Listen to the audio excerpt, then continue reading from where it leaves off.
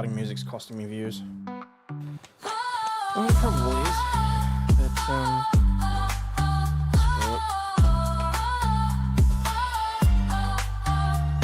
But, oh shit, that's the birthday card. In Melbourne town, where the suits all grind, there's a lawyer with a vision one of a kind. He's the Aussie Overlaw'd. He'll fight for your rights, and he's got his own channel shining bright. From the courtroom to the web, he's got it all. Sharing legal knowledge, answering the call. Let's get this shit show on the road. He breaks it.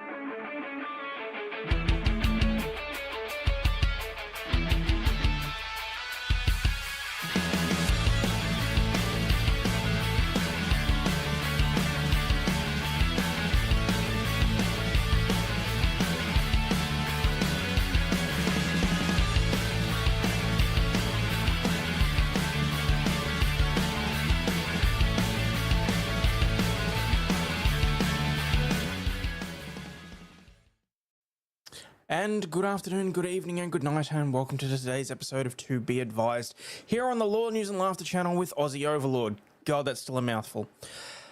Hope everyone's doing well. Yeah, look, not gonna lie, done everything that I can today to keep my mind occupied and off things, but was never gonna, you know. Anyway, so trying to keep things upbeat, I've tried to find as many funny news articles as possible, including a judge that's been reassigned for passing on a meme, a guy that basically became the epitome of F around and find out. We've got people being sued. We've got a guy that was unfortunately awake and conscious during a surgery. We've got a surgeon that took his daughter to work and allowed her to drill a hole in somebody's skull. So...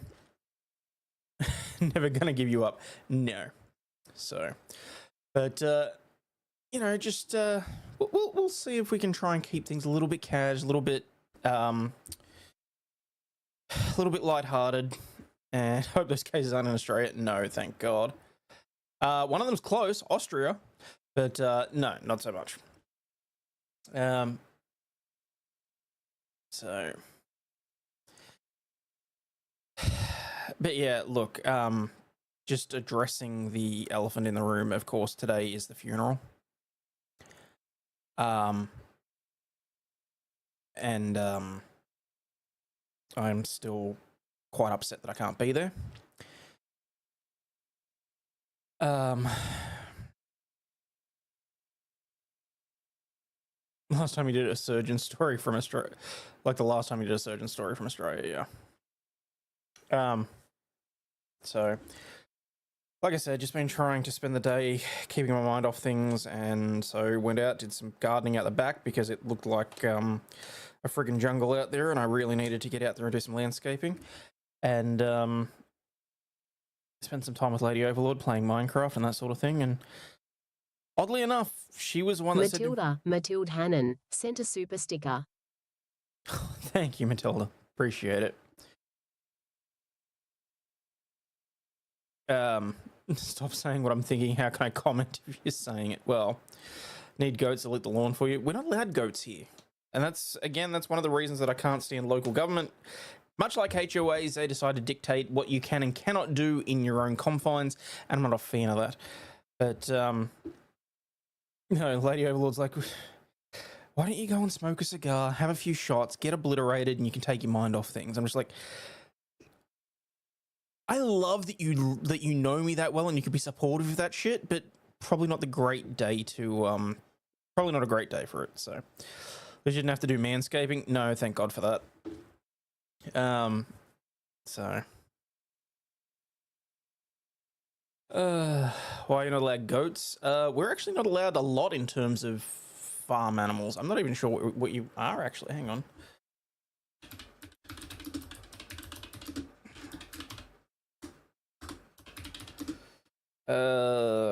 Rules, I assume. Local council rules. Council rules. The council has rules for keeping animals, including registration, permits, and behaviour. All cats and dogs must be registered by the council once they are 3 months old. Registration is renewed every year on April 10. Proof of microchipping and sterilisation is required for registration. Registered animals must have an identification tag. Dogs must be leashed in public places. Cats must be confined to their owner's property between 10 and 6. Animals should not be in danger and their living area should be kept clean. Kennels and aviaries must be at least 1.25 meters from any boundary fence. You're allowed 2 dogs, 2 cats, or 1 dog and 3 cats for each residential property. Only 1 dog and 1 cat is permitted per flat or unit. Most birds are allowed to be kept in a residential area. However, there's some species that are loud and destructive and may require a permit. Don't know why the hell I even bothered to go down that path, but hey, here we are. You'll drink for me, Jill. I'm not saying that I won't drink. I'm saying that I'm going to start with some water. I presume so, Speedy. The only people that at this point that I know are confirmed are Megan and Flux. So, can you have chickens? I don't believe so. I mean, you might be able to have 1 or 2. I know you definitely can't have a rooster.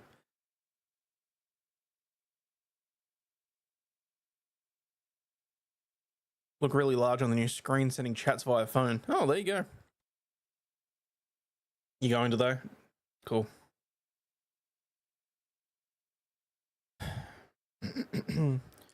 Want to note that they don't seem to have rules about the number of venomous reptiles you're allowed to keep in a house. No, because that is not within the council purview. That is at the state level where they actually have legislation as to what animals you're allowed to keep, and you have to have a basic or advanced license in order to keep certain reptiles. Always consult with your pet store if you're unsure. So, we can in WA, but no rooster. Oh, well, there you go. Need a duck-billed platypus, glow in the dark. Glow in UV light thing God made using spares from his junk drawer. Ah. White tigers? Well, I mean, really, that's probably just Lady Overlaw'd, so. No reptiles, so no politicians. No, ironically, there's plenty of reptiles we actually can keep. Like, there's plenty of, trying to think now, off the top of my head, because we looked at it when Scarlett was looking at her axolotl. Because frankly, I wanted to bring a tarantula home and scare Lady Overlaw'd. Denver had a tiger problem at one point. They're only $500. Really? Wow. Okay. So, also I can't stop playing with this. It's like a camera gimbal that the wife got me for my phone for streaming. Originally, I wanted it for the car, in order to put like the GoPro and stuff on. And then I opened the box and realized it won't work with a GoPro. So now I'm just sort of using it for my phone. And see, no matter what I do, it tries to keep the phone. Well, I mean, it's supposed to when I press the button. Oh, come on. Really? There we go. So now when I'm moving around, it's supposed to keep the phone in the same. Oh, for God's sake, stop playing with it, Hayden. Hayden's playing with his toy. Yeah, sorry about that. $500 for a tiger so you could afford one. Look, if you could get a tiger for $500, I'd probably consider it myself, if I'm perfectly honest. So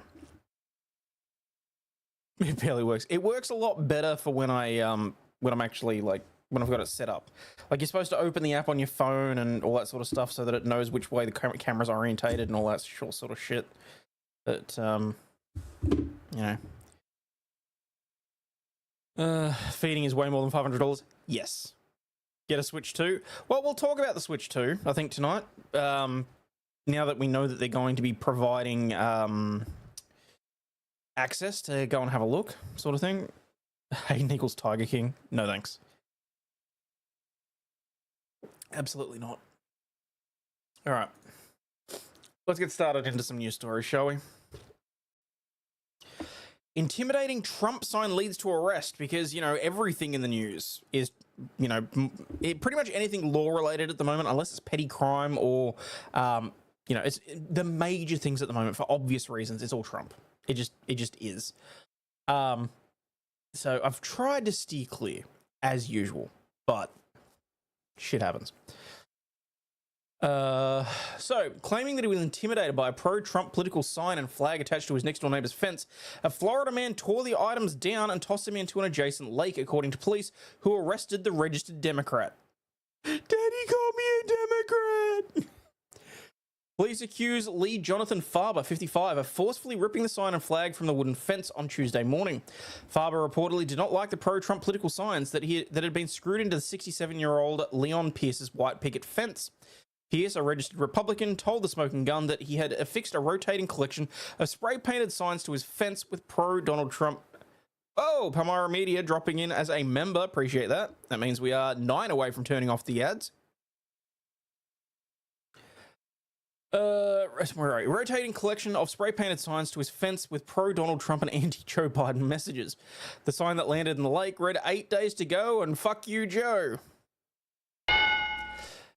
While the flag was the flag was Trump 2024 fuck your feelings model. The Trump signs, Pierce said, had perturbed Farber for more than a year, and he responded with his own pro-Biden signs. On the day Farber allegedly tore down the signs, Pierce added his neighbor was acting very radical. So what was it that radicalized you? Oh, well, it was when he took office. Hit the like button. Give it a whirl. Oh, it just doesn't feel right. Dude can't even handle signs that he doesn't like. Good Lord, how pathetic. Exactly. In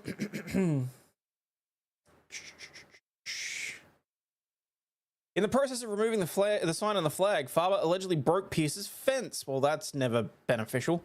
Farber, who then threw the Trump items into a lake across the street from the Largo residences, caused $130 in damages, according to the complaint, charging him with a misdemeanor of criminal mischief. Oh, we're going to look at that. During a police interview, Farber admitted to the actions cops reported and advised that he felt intimidated by the signs. Free speech doesn't give a fuck about your feelings. All I'm going to say. Farber was booked into jail on Tuesday evening and released the following day on his own recognizance. The judge ordered him to have no contact with his neighbor Pierce. Pierce filed a petition on Wednesday seeking a protection order against Farber, but that request was denied without a hearing by the circuit judge. The signs had a bigger D than him. Not intimidated enough not to act? I know, right? Let's have a look. Lee Jonathan Farber at 11:43 a.m. at the premises, did then and there willfully and maliciously injure or damage the real or personal property of another, a wood fence, a wooden political sign, and a political flag, the property of Leon Pierce, by forcefully ripping the sign and the flag from a wooden fence. Damage to said property being $130 in total, $200 or less. To wit, the defendant did not like the pro-Trump political signs that were secured to the neighbor's fence. The defendant ripped the flag and the wooden sign off the fence and then threw it in the lake across the street. The sign and the flag were secured to the wooden fence by screws. In the process of removing them, the wooden fence was broke. The defendant admitted to these actions during a telephone interview and advised that he felt intimidated by the signs. These actions were also witnessed by the defendant's wife. Hey, Joe came in as a member. Appreciate that. 8 away from turning off the ads. Love it. Have a bad feeling about street signs. Does that mean I can ignore them? No, but apparently, according to this, you can try and tear them down. That's in no way legal advice, and this guy got charged for it, so I wouldn't recommend it. The fence just got 10 foot taller. I would love to see Trump just show up and build him a brand new fence. Out of, metal that's significantly higher. Neighbors are all vets or cops or criminals. Don't know any who vote for Oddly. No shit. No littering charge. I would think that the EPA should have something to say about that. So.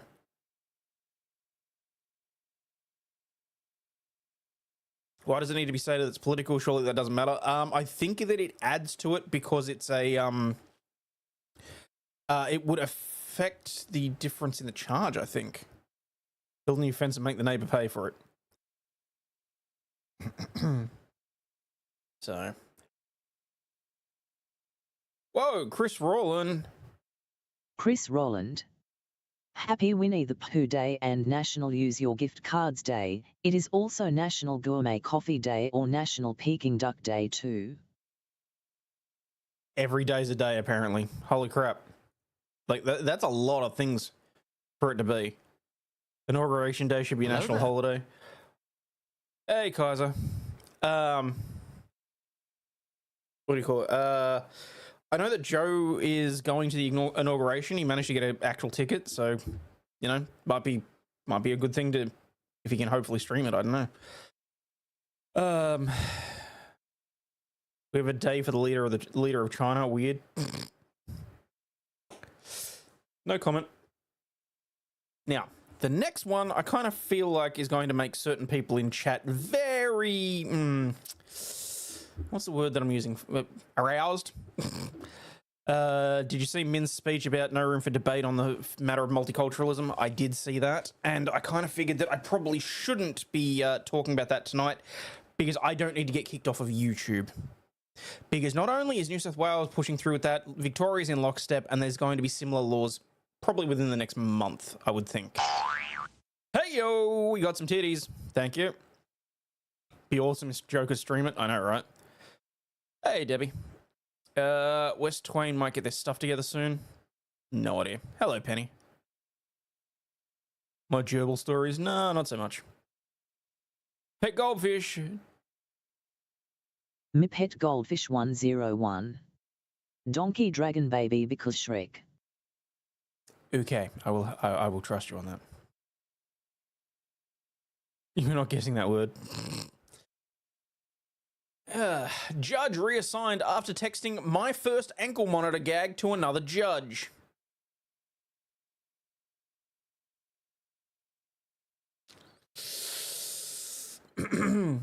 A Cook County judge elected in 2024 to her first 6-year term has been reassigned after circulating an image of a fake toy called My First Ankle Monitor that included a rendering of a African-American toddler wearing an electronic monitoring bracelet. My husband's idea of Christmas humor, said Judge Carolyn Glennon Goodman in a text message that she allegedly circulated to other members of the judiciary by mistake. The image was taken from a TikTok video. Glennon Goodman has been assigned to a pretrial courtroom at the 26th in California since April 2024, where she ruled on detention petitions and set conditions for the release of people newly accused of crimes. She was a Cook County Assistant Public Defender from 97th until last year and handled murder cases for nearly 2 decades. Chief Judge Timothy Evans reassigned her on Friday. Injustice Watch first reported on the incident, saying Glennon Goodman had told a confidant that the message was intended for a close friend and was instead mistakenly sent to a fellow judge with the same name. Wouldn't you put the name... Wouldn't you at least put judge in front of the name so you could differentiate? Like, I'm sorry, I kind of feel like this is... Like, this was always going to happen. Glennon Goodman was the second most lenient of the pretrial judges in, the pretrial division's 9 judges when considering detention petitions. CWB Chicago found last year that she rejected nearly half of all detention requests, while the pretrial division approved about 66% of petitions overall. Court workers have been told that a former Cook County State's attorney who won a judgeship during the same election cycle as Glennon Goodman will be taking her place in the pretrial division. Like, holy crap. So. Worth it.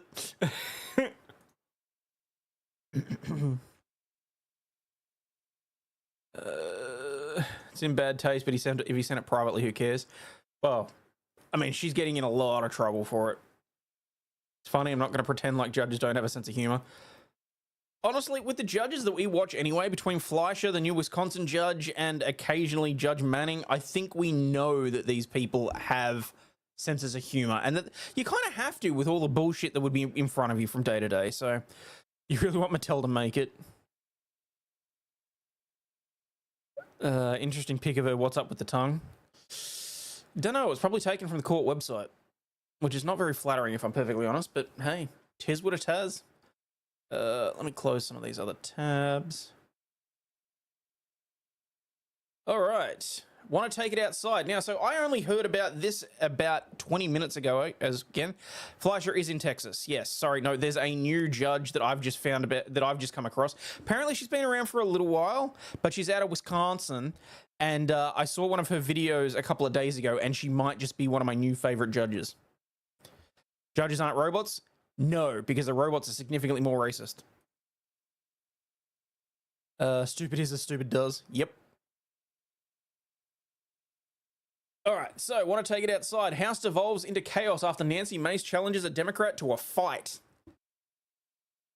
The House Oversight Committee went off the rails on Tuesday as Representative Nancy Mace fumed at Jasmine Crockett for using the term child in reference to her, resulting in Mace asking the Texas Democrat if she wants to take it outside. Somebody's campaign coffers really are struggling right now, so she can't keep saying trans, trans, trans, so that people will feel threatened. And child, listen, Crockett said in a clip that quickly went viral, hitting Mace for her constant attacks and numerous social media posts about the community in recent months. Mace jumped in and said, I am no child, don't call me a child, I am no child, don't even start. I'm a grown woman, 47 years old. Yeah, but we've seen how some of this devolves. We know y'all, oh my God, I actually just said y'all. We know that you devolve into toddler antics on a regular basis. This isn't the first time we've watched videos about Crockett, okay? Bring back Jules. I know, right? Don't like Nancy, but my money's on her in this hypothetical fight. I want to find out which of those emails Crockett tried to continue as Make spoke over her. I have broken more glass ceilings, Mace continued as Crockett also spoke. I'm no child, I'm a grown woman if you want to take it outside. Oh, hang on. Let me tell you something. Y'all need to find some people that actually care about their constituents. And honestly, whenever y'all are ready to work, we on this side of the aisle have always been ready to do what is right by the American people. Instead, what you can continue to do is go after the most vulnerable in our country. The fact that you just sat up there and somehow figured out how to tie trans folk to your argument makes no sense to me. But let me tell you something. Trans people ain't going nowhere.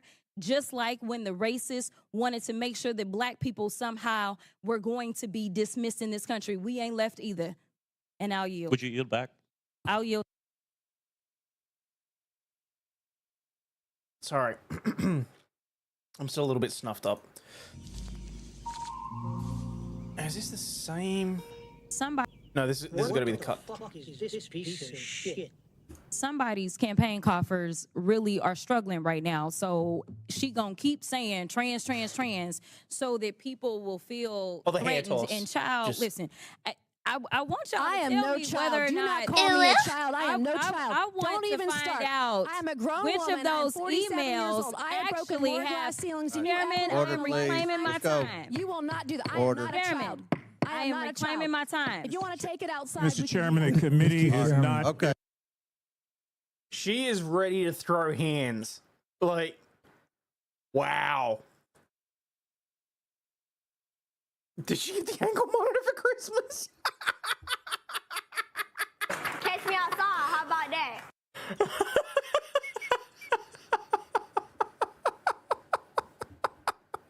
Okay, you got me good there. Wow. Order. Order. Point of order. Point of order. Order. I mean, look, we can't really talk with some of the antics that our politicians get up to, but oh my God, this shit is funny. And for some reason, all the videos that I keep watching involve Crockett as well. I'm assuming it's just because she's a massive loudmouth. Maze is a former Waffle House waitress. They can handle all kinds of people. My money's on her. Wankgate. Oh, God. What's y'all? I hate when they say that. In your position, your English should be above most. Do we really want to talk about the standards of English? Like, really? Hang on. That actually brings me up to, to something where I can, actually, did I close it or is it still here? No, that's the rats and the drugs in Houston. It's the brain surgeon. Algorithm as to why X is right wing. Woman finds video of herself online while searching for a recipe. Where did the thing about the scams go? Damn it, maybe I closed it. That's annoying. Anyway, so just very quickly, just interjecting here. Hey, midstream grift. We are one chat down out of the goal for the night, but we're also 8 left on the memberships. If you want to see, if you want me to turn the ads off, but just hit the like button, people, for shits and giggles. But I did have a very interesting interaction today in that someone called Lady Overlaw'd as a well, they were pretending to be someone from an Australian government department, the Australian Cybersecurity Centre, saying that Lady Overlaw'd's phone number and email address were compromised and were being used in America for, and I quote, purchase and sale of illicit drugs. Oh, hang on. Wait, what was it? Illicit drugs, human trafficking, and CP material. Now, I was not impressed, to say the least. So when I heard that, I was going to jump on the phone and jump down this person's throat, because even in today's society, you would expect there's certain levels of decency, even from scammers. Like, I can understand why they did it. They decided to try and use the heavy circumstances in order to say, well, hang on, here's why we really need to take your information so that we can make sure we lock down and secure your account. It's being used for this horrible thing, left, right, and center, and all that sort of stuff. I kind of feel like certain topics should be above trying to, like, pilfer money from little old ladies. Mentioning child abuse material, I think went that extra step, like, it chipped away at my sense of at my faith in humanity. Let's put it that way. It's taking a wild step for scammers. Yeah. So I actually, I took that and ordinarily we would have just hung up. I actually went to the effort of reporting that one. Took down the number. I actually contacted the Australian Cybersecurity Centre and reported this. I reported their asses to the people that they were pretending to be, which I thought was hilarious. So, is you're considered not professional, not even from the South, and it's normal to me? Well, I don't know that it's not professional. It's not something that would normally be used in certain circumstances. Like, you wouldn't use y'all in the middle of court if you can avoid it. Scammers are ruthless. Well, calling your wife a little old lady. That is not what I meant, John. Would have asked if there was a dead body if the car was in Texas as well. No shit, did you do a reverse number search on it? Didn't need to. The dipshits didn't even bother to hide their number. So, we'll find out in the next couple of days if anything actually comes of that.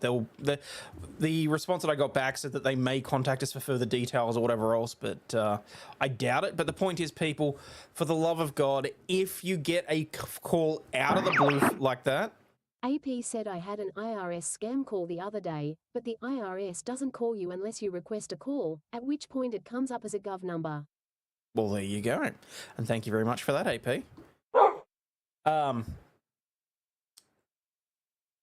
It's probably a spoof number. Look, it probably is. I mean, they was saying about how they've got how people had control of her mobile number, so it wouldn't be particularly difficult. So, don't answer calls you don't know. Well, I mean, that's another way to go about things. But the annoying thing is that then within a space of about 15 minutes later, I got a spam call from another call center asking about whether or not I wanted a great deal on solar panels. I said, no, we're currently renting. Not only do I not have control over that, I wouldn't fall for that scam even if you paid me. And I hung up. 3 minutes later, I shit you not, Mel's phone rings and it's the same goddamn number and it's the same people. It's funny, the robocall scams I get telling me that I'm going to be deported. Oh, shit. In the US, they call with the, hey, you haven't paid your taxes and we have a warrant for your arrest, pay us in gift cards and you'll be fine. Yeah. Point is, if you get any of those sorts of calls, do not take any action in relation to that call during that call. Do not provide any information. Do not do anything. Say, hey, give me a phone number, give me a reference number. I will call back at a later time to address this. Because if it's legitimate, they will give you reference numbers and whatever else, and you have the time to stop and look into it. Solar panels only have value in space where an atmosphere isn't blocking the sun. Well, I mean, look, at this point, the simple fact of the matter is that how do scammers keep getting dumber? Oh, sounds like you're on a list for some odd reason. Yeah, I know, right? What was I going to say? The more I look into the solar and the wind, the more, like, I used to actually be a proponent of it. I used to think, okay, if there's a way that we can supplement our power generation with these things, because, like, in all honesty, unless they reach peak efficiency, they're not going to power the country. But maybe if it's something that we can do that might be assisting. But the more that I look into it, the more it is just a scam, honestly.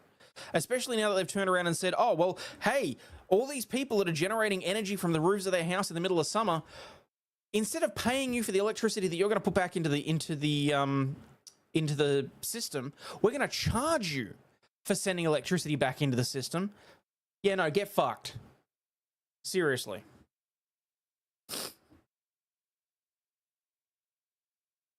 So, just ask them if they know how to get pints of blood out of the carpet. Damn. All right, let's move on. A man was awake and conscious when his face caught fire during surgery, according to a lawsuit. The family of an Oregon man who suffered severe burns after his face caught on fire during surgery is suing the hospital for $900,000. Personally, I'd probably go for a little bit more than that.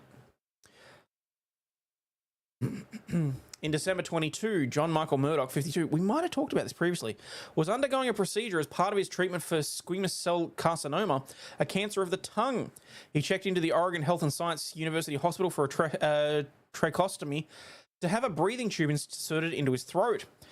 Part of the preparation for that surgery involved his face being swabbed with isopropyl alcohol for sterilization. But when the alcohol wasn't given enough time to dry, his face caught fire when it came into contact with a surgical tool that emitted a spark. Murdoch lived for 6 months after the incident, succumbing to cancer in June 23. While the burns caused by the surgical fire were not cited as his cause of death, a lawsuit filed in December of 24 said that Murdoch suffered greatly and lived with disfiguring scars and other traumatic wounds to his face that never fully healed before he died. The lawsuit, according to the reporting by the Oregonian, stated that Murdoch was awake and conscious during the fire. Now, first things first here, my lawyer brain kicked in and went, oh shit, the insurance company's going to argue that he only lived for another 6 months afterwards and that his quality of life was nowhere near $900,000, which is a horrible mathematical calculation that has to be done in terms of calculating damages. John's widow, Toni Murdoch, retained attorney Ron Cheng, who said that the victim was unable to speak but could still express the discomfort and pain that he felt following the incident. Named in the lawsuit was Dr. Adam Howard, a physician whose medical license lapsed in January 24, according to the Oregonian. The outlet also reported that Howard now works in West Virginia, where his license is active. Oregon Health and Science University also listed as a defendant, along with 10 unnamed surgical staff. The lawsuit stated that conditions in the operating room where Murdoch was undergoing his procedure were at risk of fire due to the presence of oxygen, ignition sources, and fuel. This is referred to as the Fire Triangle in an alert by the Joint Commission, a healthcare organization that came out in October 23. Are you freaking kidding me? You're saying that the surgical suite is dangerous because there's oxygen tanks, because there's ignition sources, and they had isopropyl alcohol for sterilization?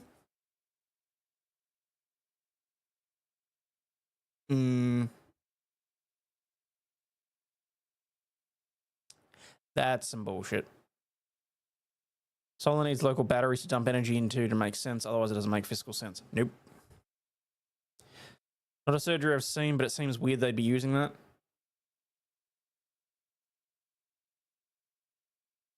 Case is going nowhere because the guy's dead, sadly. Probably.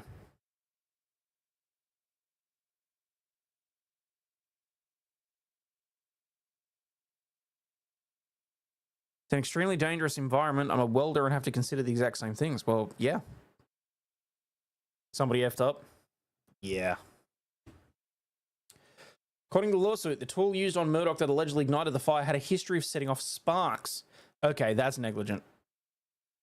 Spokesperson for Oregon Health and Science University did not provide a comment due to patient privacy and said that the same conditions applied to Howard.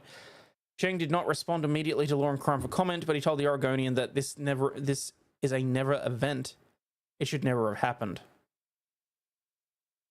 Mother effer. Cheng, did you seriously try and come up with your own catchphrase and try and insert it? That's really bad.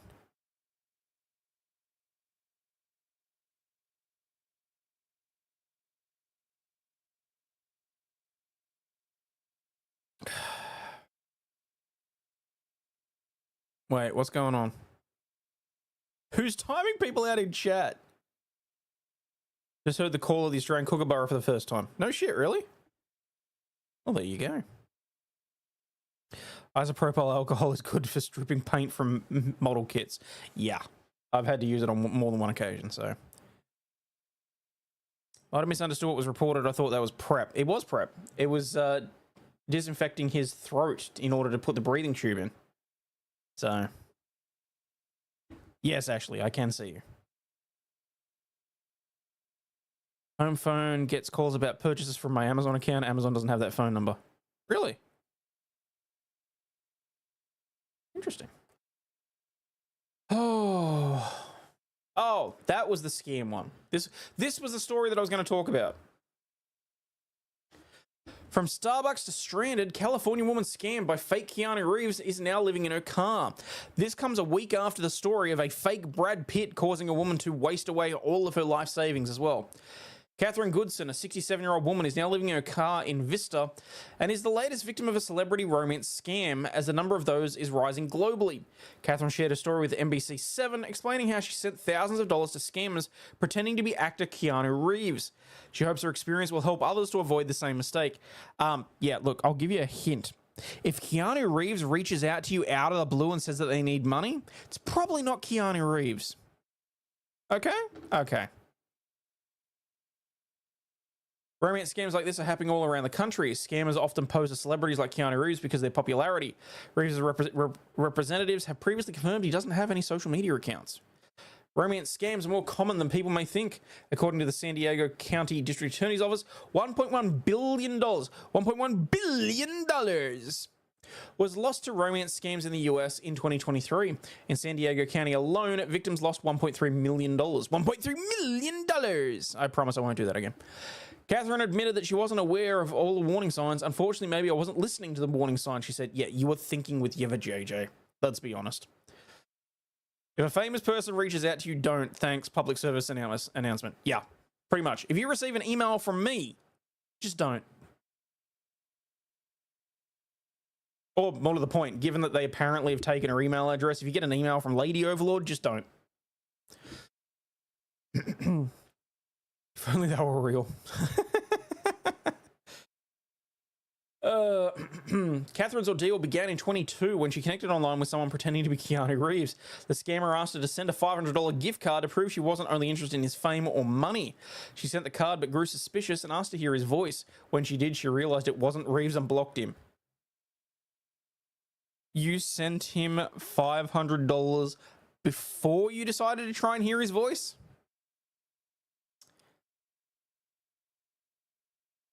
Girl, I got a couple of bags of air that I'd like to sell you. They're from the moon. Later, she posted a warning on social media about the scam. That's when she received a message from someone claiming to be the real Reeves, apologizing for what had happened. Oh, no. Oh, no. Please. No. Is this going where I think this is going to go? Oh, no. They began messaging and Catherine said they fell in love. Oh no, woman, what are you doing? He wanted to marry me, she shared. Over 2 years, Catherine sent tens of thousands of dollars to scammers through Bitcoin, gift cards, and wire transfers. She admitted loneliness played a major role in her decisions as the scammers gave convincing excuses as to why they needed the money and avoiding in-person meetings. Reflecting on the experience, Catherine described it as overwhelming and deeply confusing. Scammers use emotional tricks to fool their victims, says Professor Onshul Reggie Reggie, who studies romance scams. They isolate victims, push them into private messaging apps, and use love bombing to gain trust by giving lots of attention and affection. Red flags including asking for gift cards and refusing to meet in person. Catherine realised it was a scam when the messages turned nasty after she ran out of money. Now she's struggling to rebuild her life and hopes that her story will warn others. I've got 29 miles of gas left in my car, and that's the lowest I've ever been, she said. It's unknown whether the incident is connected to the early incident of a French woman being scammed by a Brad Pitt impersonator. And a 59-year-old French woman was scammed out of €830,000 by someone posing as Brad Pitt.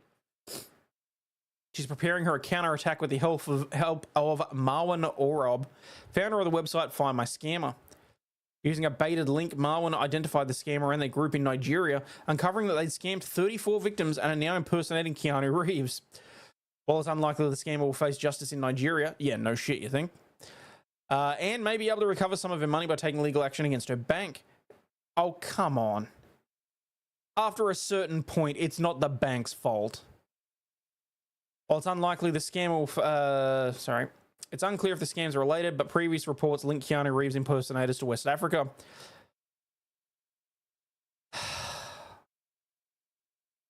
Who the hell has that much usable cash? I know. You can't fix stupid. Nope. Like, is the AI Brad Pitt story? No. So Brad Pitt was last week. Now we're on to Keanu Reeves because the scammers have moved on, basically. Keanu doesn't sound like he wants to sell me gas and cigarettes. Either that or he doesn't sound like he's trying to sell you an extended warranty. Plot twist, the scammer was her husband. Oh. Okay, so rats are getting a taste for drugs in a Houston police evidence room. The police department officials lament systemic problem and saying that rats enjoyed 400,000 pounds of marijuana in storage. I call bullshit. I call bullshit. Houston has found itself with a problem after drug-eating rats invaded the city's police evidence room, according to officials.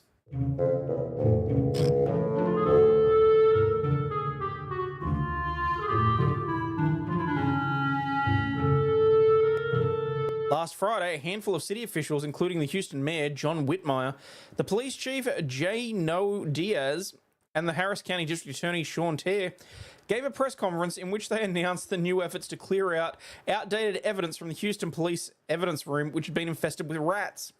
Speaking to the press conference, Whitmire said, just one example, we've got 400,000 pounds of marijuana in storage that the rats are the only ones enjoying. Echoing similar statements, Diaz said, we've had over 1.2 million pieces of evidence here at the Houston Police Department. We have notes from a 1947 homicide that we still keep. We have instances where we have kilos of cocaine from the 90s where people have already been sent to prison, have already been released from the sentence, and we still store it. I'm sorry, what? Yeah, I'm calling BS on the rats too. Sounds like the cops are now the drug kingpins. It does a little bit, doesn't it?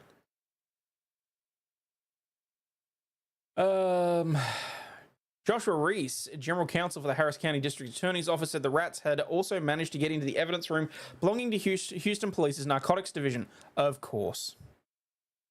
The Harris County District Attorney's Office was notified last week that the narcotics evidence room had a problem or an issue with rodents and that they got into the packaging containing mushrooms. According to Reese, narcotics evidence rooms and evidence rooms in general are filled to the brim with old evidence. It is a national issue. I thought that shit was supposed to be destroyed after a certain point. Almira Media said easily fooled only thinking about the Brad Pitt sweat droplets. Oh my god, I love that it actually read sweat droplets. Thank you very much for the super chat. That puts us 30 away from Doggo Cam. More questions than answers at the moment. I know, right? According to Reese, narcotics in the evidence room in general are filled to the brim. At the press conference, T.S. said, hang on, do we actually have the press conference? We're going to start to fix a systemic problem that has hit every one of our property rooms, which is we don't destroy evidence when it no longer makes any sense to keep it. We'll be destroying any narcotics evidence that's been obtained prior to 2015. This afternoon, it is out with the old and in with a new approach for the Houston Police Department. It involves storing decades-old evidence from crimes in HPD's property room. Said world's largest joint, measuring an astounding 29 feet long and weighing 63 pounds. Yeah, man. Bush McFadden said Houston cops, rats. Yeah, that's the ticket. Devon Romming live outside of that room in downtown Houston with more on this whole clean-out process. Devon. Well, Sherman, there's evidence sitting in the property room right now dating back to the 80s. It's evidence that's tied to crimes involving people who have already done their time or tied to crimes that have already been solved. Now, take a look inside the property room. Houston police say the property room is stacked with over 1.2 million pieces of evidence. Good God, it looks like my file room. We've got files that go back to like 1904. It's a problem. Evidence, everything from decades-old cell phones, guns, skin. Is it? That can't be how they're storing evidence. I'm sorry, what the fuck? I don't care if it's years or decades old. You can't be storing items of evidence like that. What the fuck? What? There's a bit of a piece of revolver there. That could be a piece of, like, yeah, that could be a red Solo cup there. That's part of a pump-action shotgun. Knives. That's honestly disgusting. And blood samples, even drugs like cocaine and roughly 400,000 pounds of marijuana. The storage of these drugs has even led to a rodent infestation. We don't destroy evidence when it no longer makes any sense to keep it. As of right now, we will not allow the police departments to destroy narcotics evidence if it has been in its possession any time since 2005. Regardless if we've dismissed the case, regardless if an individual has been convicted and already finished his term, regardless if we don't even have a defendant. So as of right now, we are starting to move that up, and we will be destroying any narcotics evidence that has been obtained prior to 2015. It's a huge cost, a huge process. It's very costly to the community, so we just have to be more efficient with how we do it. Now, the city says this is a collaborative effort to improve criminal justice across the city and also provide a healthier working environment for these offers. Meanwhile, Houston Mayor John Whitmire says this is also going to free up more resources from the property room to allow more officers to be back out on the streets. Live in downtown Houston, Devon Romming, KHOU 11 News. That's insane to me. 5300 North. All I'm hearing is we need them drugs, man. Come on, we need them. Oh, hang on. I recognize this guy. Where do I recognize this guy from? North McCarty. This all happened right around 9:30. We have one adult male that's been shot numerous times in torso, arm, leg. He's in his mid-40s.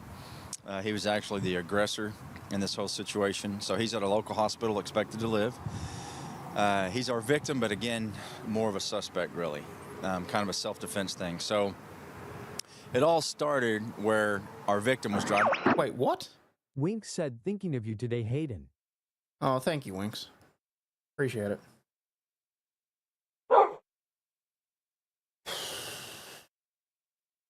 Honestly, I'm just trying to keep myself busy. So. In a truck, just a regular pickup truck, up on the 610 loop close to North McCarty. And our witnesses and video also we have of showing him driving extremely reckless and swerving in and out and really aggressive. For some reason, he zeroes in on an individual in a car that was a young male in his early 20s, and I don't know if they're married or not, but his girlfriend, and she was pregnant. The truck gets in front of them and starts brake checking them and stopping up on the freeway. Well, the car, this individual driving the car ends up being our shooter, exits the freeway trying to get away from the truck. He ends up getting on North McCarty. I was literally just thinking, like, can I speed this up? Does that ends up getting at a light. The truck gets next to him on the light, rolls the window down, and starts yelling at him and his female friend who's pregnant, saying just yelling at him, saying that he was, I forget exactly how he was saying it, but saying that he was going to hurt him. That's how they were taking it.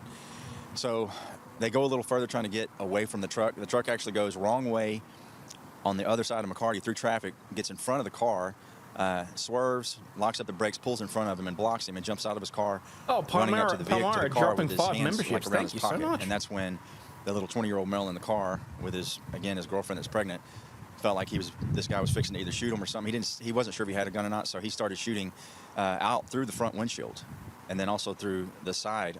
Congrats to Kathy Trout got one. Fire and Ice, Shannon 7, Dealer Shoe, Lady Star.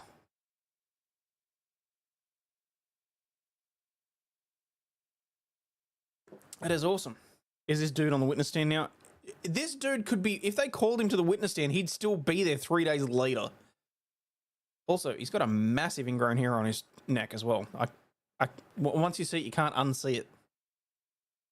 Of the car while he was sitting in the car striking this guy in the torso and arms. Our victim went down. This individual that did the shooting actually used to be a security guard, so he had a pair of handcuffs.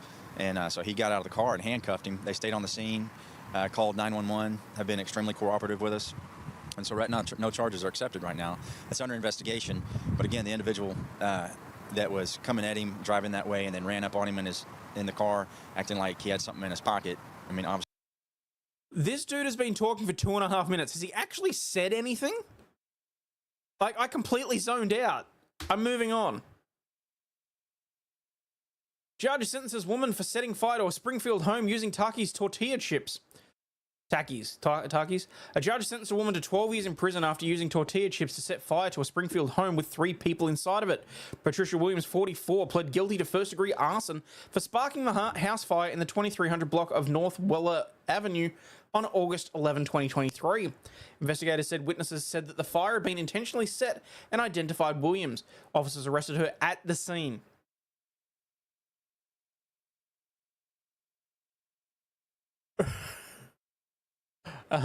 Cooperation between agencies was critical to the outcome of this case, said Fire Marshal Travis Morrissey.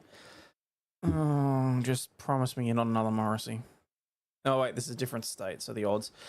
SPD's officers in immediate response allowed them to take the suspect into custody before she could leave the scene, and their assistance with gathering witness statements allowed fire investigators to complete the thorough and systematic investigation for the prosecution of the arson case. Screw it, let's go to the tape. A woman who pleaded guilty to setting a Greene County home on fire while 3 people were inside has been sentenced to 12 years in prison. It happened in August of 2023 in the 2300 block of North Weller Avenue. A witness reported the fire had been intentionally set by a woman named Patricia Williams. Williams confessed that she used a spicy snack called Takis to start the fire, knowing it would combust. According to court documents, the 3 people inside all got out safely. I was actually looking for a gift for my best friend because she wants one of those little small digital cameras. And so the one that I bought. Is it wrong that the first thing I did was check the background to see whether or not she left a dildo out? So whenever I put the SD card in, I noticed there was like, I know that's uncouth, but just come really on. Great family photos, and I thought, you know, if it were me, I would want to have them. More than 300 lost family photos. The pictures dated back to 2011, from family reunions to backyard barbecues. Courtney Taylor knew she had to find the family, so she went online. And within hours, the internet found them. When I received them in my messenger, I couldn't believe it. To see them, it broke my heart, made me happy at the same time. Amber White says the camera that stored those precious family photos was in her aunt's storage unit when it was hit by the Norman tornado in 2023. Irreplaceable family memories were gone in a flash. That camera had pictures on it that we thought that we'd never see again. But on Sunday, the family from McLeod was given a gift, memories they thought were lost forever. There was a picture of me and my mother that passed in 2018 that I've never seen before that was on that camera roll. And a person that would do that is just... Yeah, all good, Angela. Just acknowledging the obvious and sort of like, you know, we're dealing with it. It blows my mind. Because a lot of people would just throw in the trash. The video skipped to another one. I think the only reason I kept playing this is because it's a good news story. So it's great that they managed to get the photos back after the fact, but I'd really appreciate it if websites like this didn't automatically start playing the next thing. At least give some sort of context, you know? All right, brain surgeon let go by hospital after allowing his 13-year-old daughter to drill a hole into a patient's skull. A brain surgeon in Austria is under fire. A brain surgeon in Austria, well, takes a brain surgeon, doesn't it? Doesn't take a brain surgeon. No, you don't allow someone to drill into someone else's head when they're 13 years old. Brain surgeon in Austria is under fire for allegedly allowing her 13-year-old daughter to drill a hole into a patient's skull. A 33-year-old man was flown to University Hospital in Graz in Styria in January with serious head injuries following an accident in the Austrian forest. The unnamed female neurosurgeon is alleged to have allowed her teenage daughter to participate. Hayden can't work right now. Sorry, Hayden's brain's not home right now. Was he a painter also? He might have been afterwards. She's alleged to have allowed her teenage daughter to participate in the emergency surgery. The newspaper reported that she was even allowed to drill a hole in the patient's skull. The surgery was successful, but in April, an anonymous tip-off to the prosecutor's office prompted an investigation. Snitches get stitches, and I'm guessing one of the nurses in the area was getting stitches. The patient found out about the incident from the news, only to have the police tell him in July that he was the victim. Peter Freiberger, his lawyer, said, "You lie there unwilling, unconscious, and become a guinea pig. There's probably no other way to put it that's not possible. You can't do that." He added that everyone involved in the surgery shared responsibility and that the hospital hadn't reached out to the alleged victim after the revelations, according to Bild. There was no contact, no explanation, no apology, nothing. It's simply undignified, Peter was quoted as saying. The surgeon and one other employee, a specialist who was present during the operation, are said to have been let go by the hospital. A trauma surgery specialist said he doesn't understand how anyone could allow a child to perform surgery. An operating theatre belongs to people who have a job to do there and no one else, said Manfred Bogner. It's a good point. What the hell was she even doing in there? Did she know how to scrub in properly? I mean, the infection rates alone would have been an issue.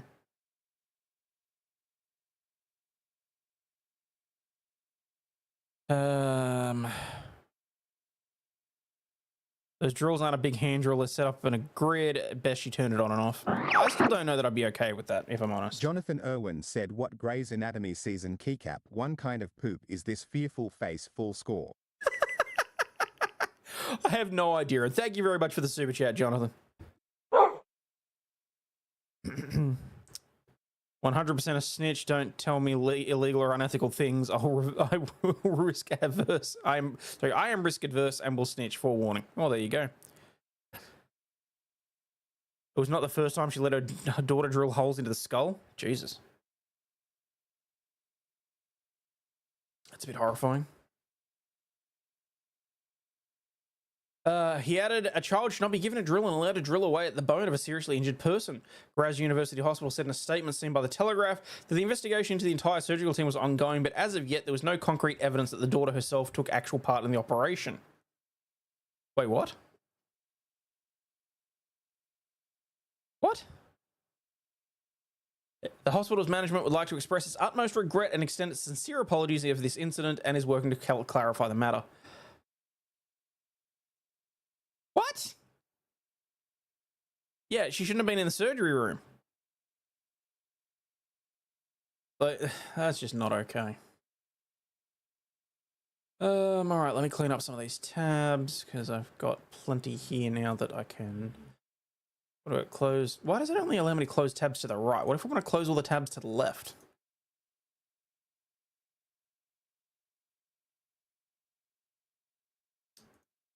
EU wants to peek into the X algorithm to see why it keeps promoting the far right. Because in the EU, anything slightly even left of center at this point is far right. Have you seen the Pirate Rat song? Send it on Discord. It's epic. No, I have not. I will have a look.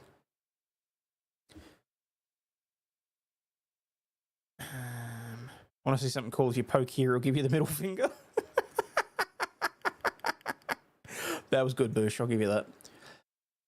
Every social media app has its own secret sauce, the algorithm. For example, TikTok's algo is so good at keeping users engaged in the endless scroll that it's worth $200 billion on paper. The algorithm for X has a different speciality, promoting far-right extremist content, allegedly. I think that... I get the Gizmodo is like completely left-wing, but I think even that's straying a little defamatory, if you ask me. Sometimes have randoms in the OP sales reps and stuff. No shit. That's scary. The European Union wants to know why that is. I'm pretty sure that the way the algorithm's set up. Wink said lab BBB cam. Thank you very much, Winks. That puts us 10 away from the lab cam. If it's not far left, it's far right. Pretty much.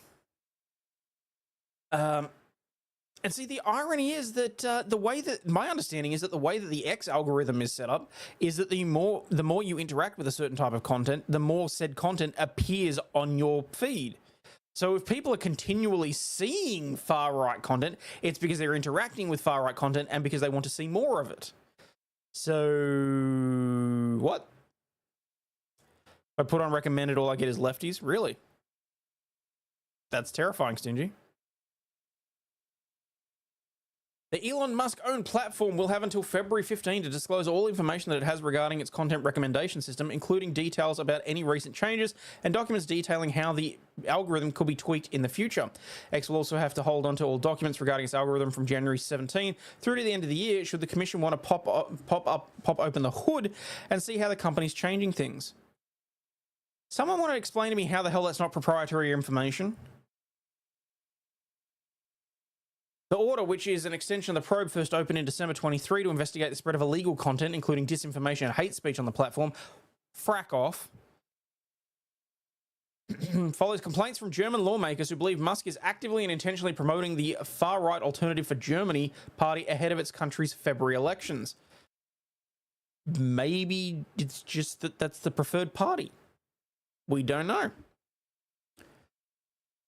Musk has not exactly been subtle about his personal preferences. Of course, he's not exactly subtle about anything these days. After successfully throwing his weight around in the US presidential election, he decided to place his finger on the scale in Germany. Okay, now we're really treading in defamatory territory. He's decided to place his finger on the scale in Germany just to see how far his influence stretches. Openly alleging that someone is interfering with an election?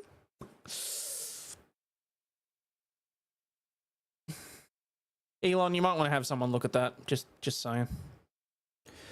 Tweeting out, only the AfD can save Germany. Okay, so maybe the... Anyway. The AfD is the German alt-right. The remaining cells of the... What the fuck? Remaining cells of the Yahtzee cancer that once infected the country. And while it has long sat dormant and mostly powerless in the country, it managed to net the far rights in its first win in a state election since 1945, late last year. Now it has Musk serving as its primary international booster. Earlier this month, he hosted an X space in which the party leader Alice Weidel, and allowed her to reframe her party and German history without pushback, including making the case that Hitler was a communist?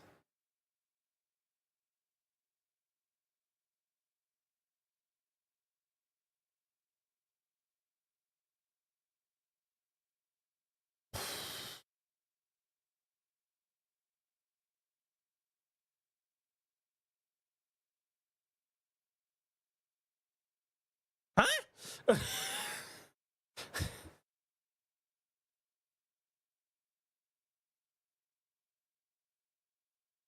We'll see if all the pressure he's placing on the political norms nets him another political victory in Germany next month, but there's evidence to suggest he's misread the room.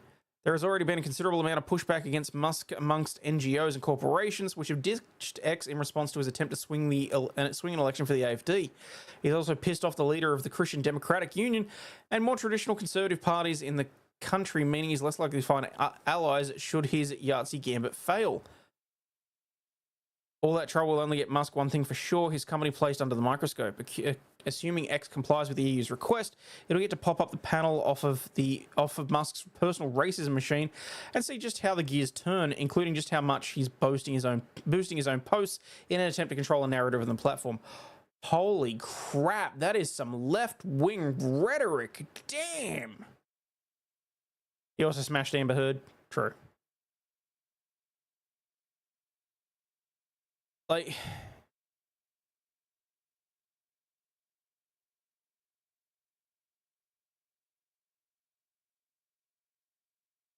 Sorry, I got upset earlier. My nasal passages on the left-hand side are still like stuffed up, so it's a little difficult to breathe. He was a typical failed art student. I'm a little confused. I love how they've got a link so you can share this article on X. Like,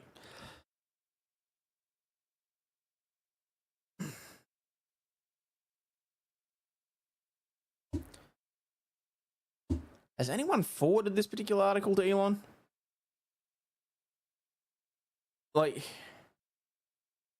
actually feel dirty having read this. When you smash Amber, you get turds. Only if you do anal. All right. SCOTUS blog publisher indicted for tax evasion, accused of misusing funds to cover gambling debts. Tom Goldstein, the publisher of the popular Supreme Court news website SCOTUS blog and a veteran practitioner before the nation's highest court himself, was indicted on Thursday for tax evasion relating to a stunning series of alleged schemes used to use funds from his law firm to cover millions of dollars of gambling debts, according to Law 360. Goldstein's biography on the SCOTUS blog website said that he earned his undergraduate degree from UNC Chapel Hill and his law degree from an American University's Washington College of Law, as well as receiving an honorary doctorate from that institution. His practice included arguing more than 40 cases at the Supreme Court, including a landmark copyright case of Google v. Oracle. Oh, no shit, he was in that case. Goldstein retired from appellate practice in 23 from the law firm that he founded, Goldstein & Russell. The firm subsequently rebranded as Goldstein, Russell & Woofter. Wait, what? That's an unfortunate last name.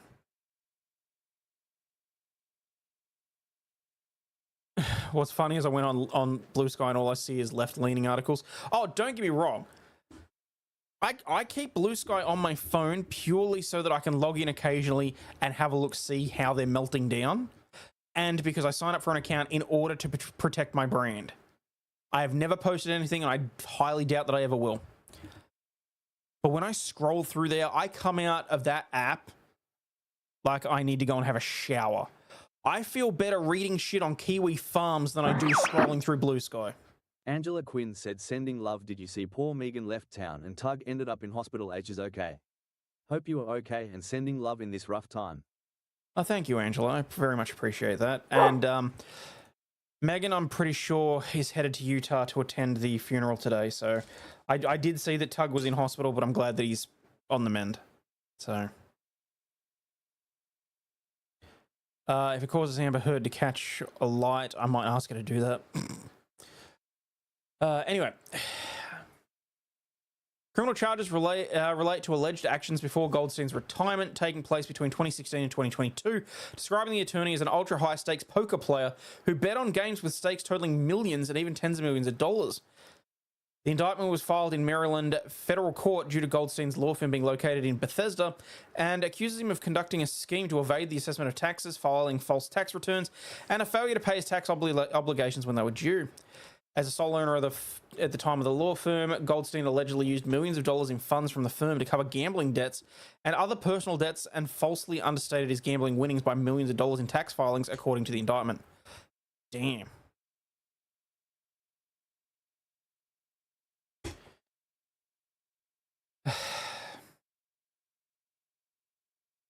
Indictment says that Goldstein allegedly owes substantial amounts to the IRS. Goldstein's previous law firm has already rebranded again to Russell & Woofter LLC on its website, removing most mentions of Goldstein. Court filings and blog posts from the firm website show that it is using this name Goldstein, Russell & Woofter LLC through 2024. Never misuse trust money. Ever. It is the quickest way to get disbarred if you are sent out. I do a trust account reconciliation every month. And every month it needs to be zeroed out. It needs to completely reconcile. Like you don't fuck around with that ever. The debt trial was focused around bread. JD was baked. The sharing brought muffins, and Amber Heard pinched a loaf. Oh, gross. Very gross. Oh, all right. She was searching online for a recipe and she found a video of herself engaged in a sex act. I was going to save this one for a kinky corner, but I don't know when we're going to get there, so. Warning, the story contains details of intimate partner violence and may affect those who have experienced it or know someone who has. When you've got to put a trigger warning on a damn news article, strap yourselves in, people. Natalie Brown sat down one day to search the Food Network for a recipe. What she found was another website starting with F that popped up immediately. FetLife, a Canadian social media networking site for people interested in fetishism. And on it, she found a video she didn't know existed of herself engaging in a sexual act.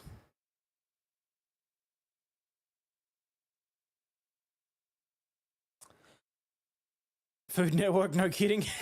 Hey, come on, be nice. She was so humiliated, I felt stupid, I felt embarrassed, I felt scared, Brown said during a recent interview at her Halifax apartment, probably because she couldn't get out the door. Brown, 39, said she later learned that her partner had taken a video while she was blindfolded at his request and then shared it on Fetish Life. Brown's now former partner, Connor Dolan, was charged in April of 2024 with voyeurism. Voyeurism? What? That's got to be the wrong terminology. And the distribution of intimate images without consent. He initially pled not guilty in Dartmouth Provincial Court. Oh, there's tape.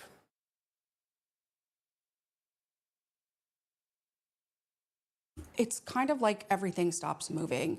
I felt this pit in my stomach of sickness. Like, how could somebody I love so much do something like this to me? And then your mind starts to race, like, who has seen this? Because the website matches you up based on your location. So had friends seen it, had coworkers seen it, because it's clear who he is. And we had been together for 4 years at that point. So who has seen me naked that I don't know? What have they done with this? At that point, the video had been up for a few weeks. And I was appalled, I was scared, I was confused. It kind of makes you question everything. I felt totally betrayed, but I think that my main question was why? Because you let it happen? Okay, no, look, I'm not victim blaming. That was wrong. I shouldn't have said that. Look, she consented to be blindfolded. She didn't consent to be videotaped and for it to be online. That was wrong of me. I shouldn't have said that. That's not what I meant. You don't have questions for the first time ever. She was hungry. How exactly did she stumble onto the vid? Sounds a bit unclear. Because she tried to type in the website Food Network because she was looking for a recipe, and instead the website preloaded with FetLife, which is a fetish website, and presumably it was already logged into her partner's account, and the video was just there. So you can Google your name and find out what's out there for you. Yeah, but you know, I dog. You try not to Google your own name for obvious reasons. She does kind of look like a marshmallow. Sorry. Not sorry. Of course she was searching for food. Oh, come on. All right. Teen heroes who turned in an alleged subway fire killer are blocked from receiving the $10,000 New York Police Department reward on a technicality. This makes no sense. That's a bad pun. The teen heroes who nabbed subway arson killer Sebastian Zepta Khalil have been denied the $10,000 reward promised by the NYPD, allegedly because they called the wrong phone number to report it, the Post has learned. The trio of eagle-eyed high school basketball players who spotted the firebug on a Queens-bound F train hours after he allegedly burned a woman to death were told...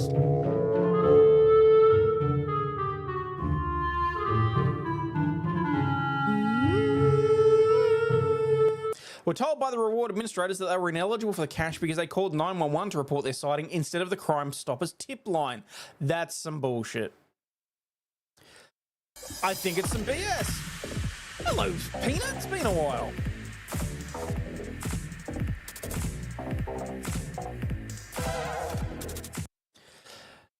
I think it's such BS that you have to call this exact number. Most people call 911. The father of the boys, Navid, told the police. Getting the money is not why they did it, but it would be nice. It was a heinous crime, and this man was caught right away because of them.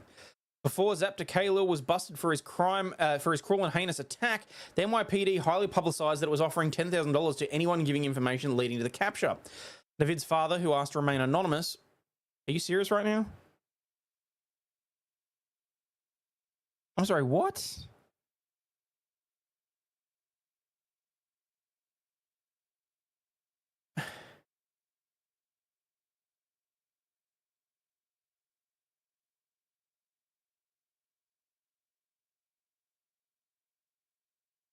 Oh, no, Navid is the father. Okay, I was like, hang on, can't they just like identify who Navid is and then find out who his dad is if they really wanted to? What's the point of saying you want to remain anonymous? But okay, so no, hang on. One of the boys, Navid. It is Navid's father. Who asked to remain anonymous, had attempted to secure the sum shortly after his son and his two pals, Kingston and Christos, made the fateful 911 call on December 22.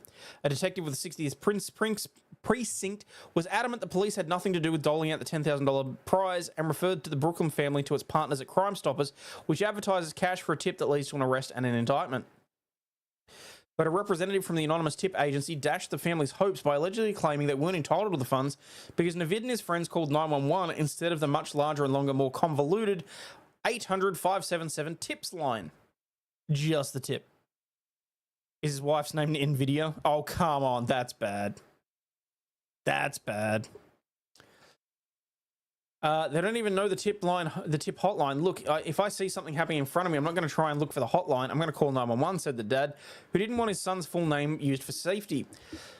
Excuse me. City Councillor Susan Zhuang, who this month honoured Kingston, who lives in a district for his bravery, called the NYPD to step up. These teens deserve the reward. Denying them the reward is wrong. These are just kids, and they are taught to call 911, not some tip line. They made a good faith effort to call the police, who immediately caught the suspect. Excuse me. That is all that should matter, and we should be encouraging this type of behaviour. The NYPD should immediately address the issue. When asked by the Post why the 14-year-olds were blocked from the $10,000 reward, NYPD only said that Crime Stoppers program offers cash rewards for anonymous information provided to the tip line that leads to an arrest and indictment for a violent felon. This program is supported by the NYPD, the New York Police Foundation, and focuses on solving high-priority violent crimes. The Police Foundation did not respond to requests for comment. No shit. Tail between your legs? I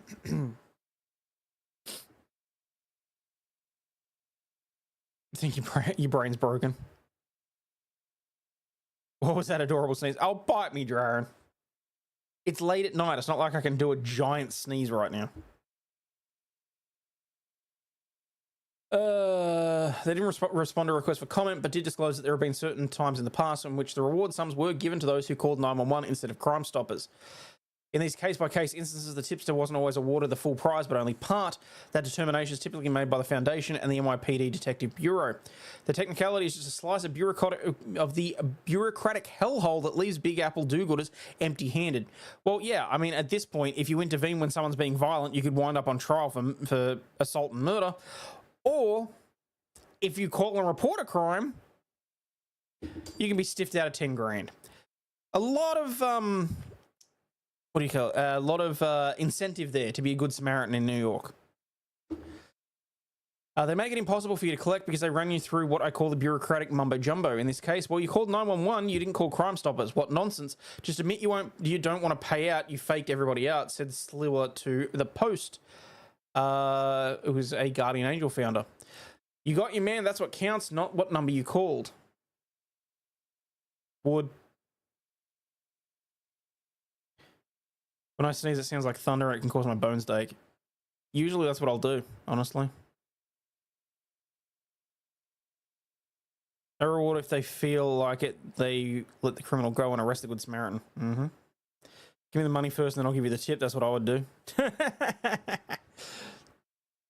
Alrighty. Dutchess County drug counselor arrested for dealing narcotics. Way to keep yourself in business. The Dutchess County District's Attorney's Office Drug Task Force has arrested a 54-year-old man at the village of Wapingas Falls Wapping his falls? Yep. On charges of dealing narcotics and dangerous drugs in the Wapinga and Poughkeepsie areas.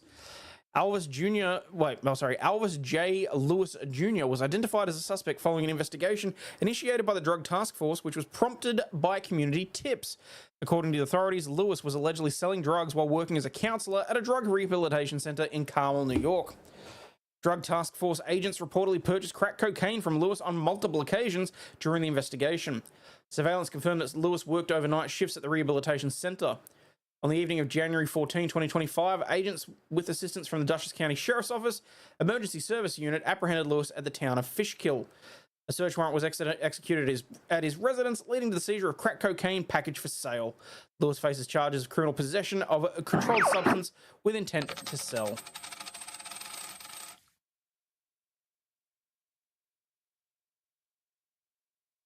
Angela Quinn.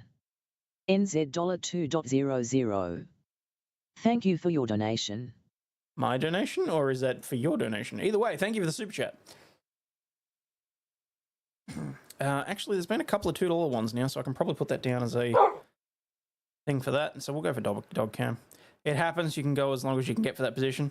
Yeah, well, still don't like it.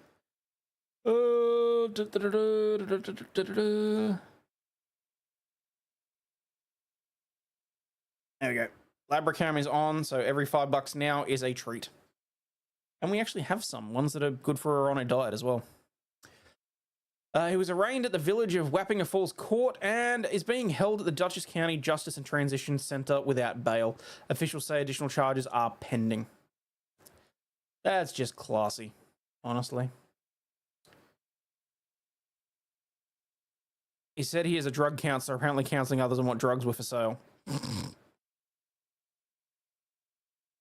Angel.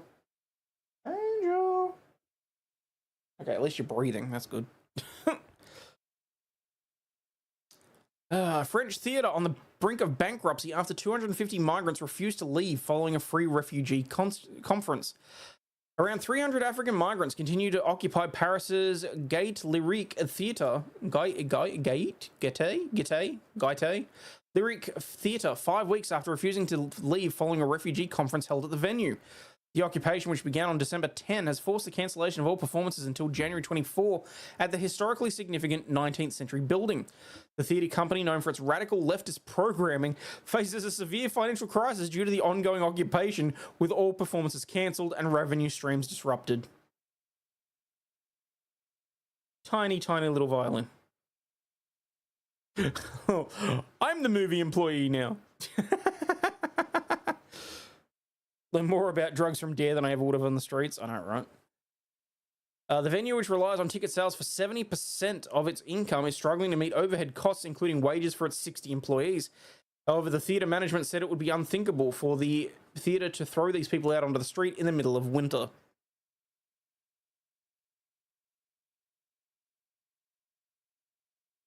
Law and first responders like the police and fire department in Los Angeles show not to be trusted ever. Okay. The theatre's income has collapsed, according to the management, threatening its ability to maintain operations while balancing humanitarian concerns.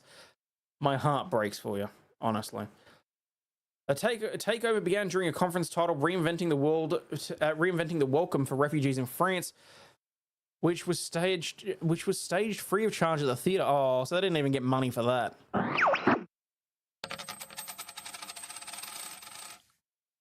Angela Quinn said, okay, $5 for doggy cam target new here lol.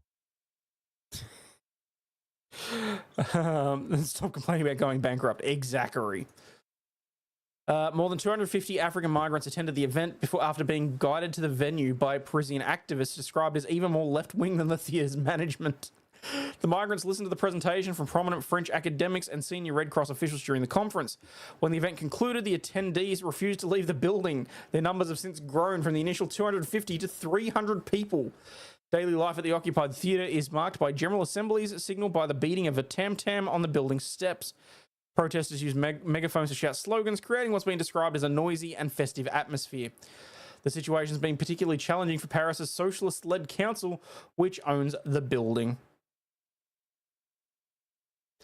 Doc, dropping another membership. Thank you, mate. Appreciate that. 2 away from turning off the ads. Bought 2 big squirrel houses on Sheen. My neighbor is moving. He took his boat down off the wall so the squirrels can't sleep in it at night anymore. It'll be here on on January 23rd or 24th. That's awesome. Sweet. Oh, there was more to the story. Not that I think it really matters. So yeah, it's literally they moved in, occupied, and they ain't going anywhere now, apparently. So. Oh, a music teacher's been convicted of assault for holding a pupil upside down to cheer her up, but has been spared a ban. A music teacher was convicted of assault after he held a pupil upside down by the ankles to cheer her up. Why? How is that supposed to cheer somebody up? Like all the blood rush to their head or what? How the hell do I pronounce that? Haythornthwaite. Haythornthwaite, okay. Sean Haythornthwaite, who was described as having a quiet and calm manner, claimed that he only took on a parental role to try and make the girl laugh after she'd been hiding under a table. Paul Farrell said catching the stream live is always a good thing.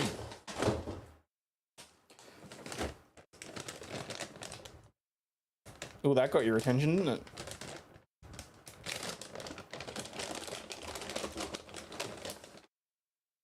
Come on. If you want it, you got to get up. Come on. Come on, Tubby. Come on. Atta go. Go cute. Why's the camera not? Yeah. Oh, that's why the camera's not facing that way, because I got crap all over the floor.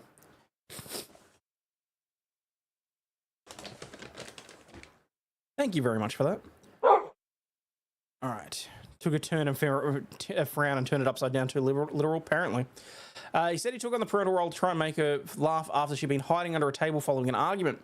The teacher told the school that the girl was laughing when he picked her up and the others in the class laughed with her, not at her. But after a parent complained, he was reported to the police and ultimately found guilty of assault after a trial. Haythornthwaite said he made a well-intended but poor choice that ruined his life and destroyed his career. A teaching regulation agency panel heard that Haythornthwaite was employed by Cumbria County Council as a music teacher and was working at Seascale Primary School near Whitehaven at the time of the incident in February 22. After a police investigation and trial, the teacher was convicted of assault by beating. What? Assault by beating? At Workington Magistrates Court in July later in the year. Sentenced to 150 hours of unpaid work and ordered to pay compensation of £100. Haythornthwaite had been working for 6 years at the time of the incident and was partway through his postgraduate certificate in education. A woman who was not named told the panel she was utterly shocked when she heard about the allegation. It was very much out of character, describing him as having a calm and quiet manner. Another witness said the teacher was upset and really distressed. He was a bit devastated and seemed broken. Explaining his actions, he told the panel, I took on a parental role in a situation to try and cheer the child up because they are my responsibility and because I did not have the knowledge to keep myself safe in the teaching environment. The hell, dude? Seriously? How old is he? How old is she? She is... Let's see, what's Pepper? Pepper's 12, so Angel's 9. She'll be 10 this year. Are you right? I'm worried you're going to poke your eye out on the corner of the desk. Good girl. Was the child injured? I don't believe so, no. The child was laughing and, like, thought it was funny. He also said his only prior experience in the role had been training adults in either admin or retail posts. I did not have a teaching qualification, no prior experience of working in a school environment or working with children, he added. So what the hell were you doing there? The panel concluded that Haythornthwaite's conduct amounted to unacceptable professional conduct, but drew short of banning him from teaching. The panel took the view that his conduct was not malicious and was out of character. There was no intent by him to harm the pupil. His behaviour did not lead to a sentence of imprisonment, which was indicative that the offence was on the less serious end of the spectrum. I've concluded that a prohibition order is not proportionate or in the public interest.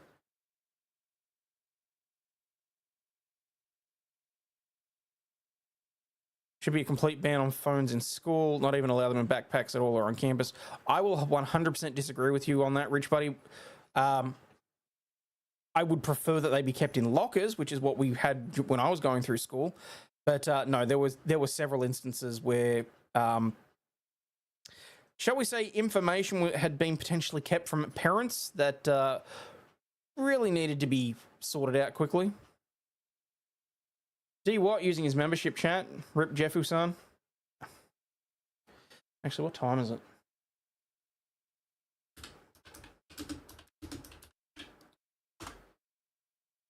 Oh, 7:33. Okay.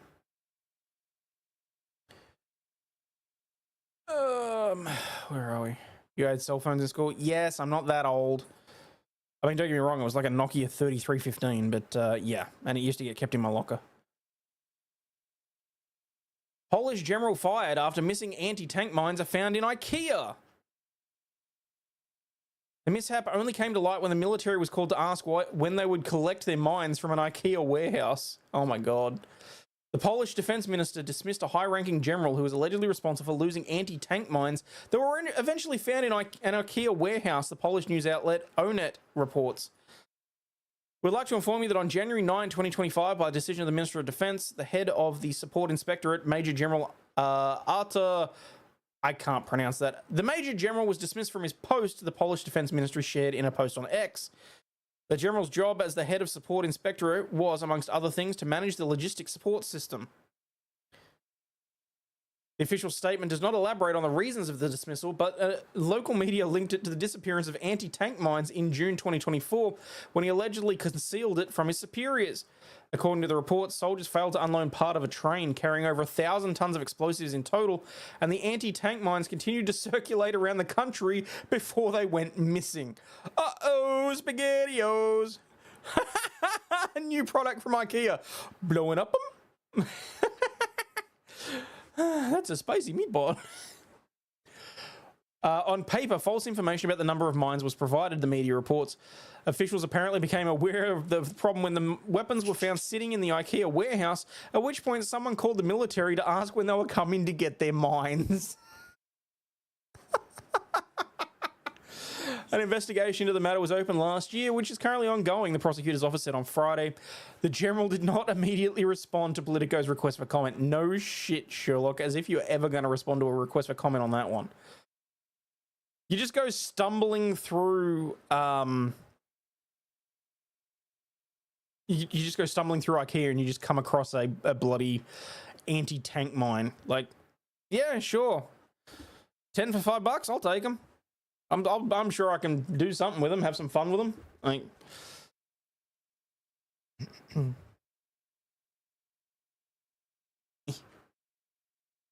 how'd it go? All right. Disgraceful. Adult star slammed after offering LA firefighters a date night for their heroic efforts. Following the devastating fires in Los Angeles, a patriotic adult star has offered her thanks to the firefighters in her own unique way. Okay. I'm just going to say this. With all the degenerate shit that's been coming out, poor choice of words, with all the degenerate shit that's been happening in the world at the moment, fucking Lily Phillips and her 100 guys in one night, and then Bonnie, whatever her name was, doing 1,000 guys in 12 hours, which I'm sorry, that doesn't count. Okay? And now you've got this. All I'm going to say is, at some point, we might need to bring back a little bit of shame to the public arena. Like, I'm all for people doing whatever they want behind closed doors and engaging in whatever activities they want, provided everyone's over the age of 18 and everyone's consensual. Do it! Just do it! But I feel like this sort of shit's been in the news a lot more lately. You've never been to IKEA? Oh, Jill, you're missing out, honestly. So, firefighters are good with hoses. Rochelle Ryan, who initially went viral for her support of Donald Trump, spoke up in a recent interview about her desire to be a sugar mama to all the brave first responders handling the disasters. Damn!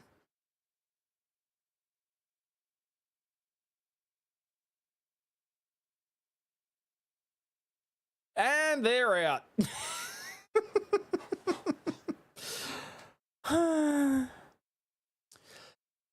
Adult star Rochelle Ryan wanted to pay her respects to the first responders in LA in an unconventional way. Run fast, run far.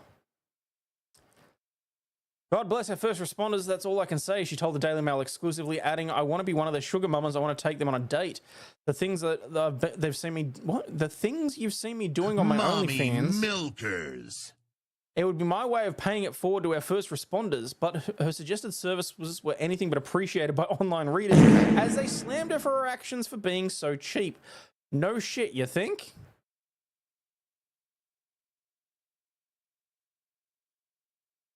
Does she do the woke women when she doesn't lift men? Oh my god.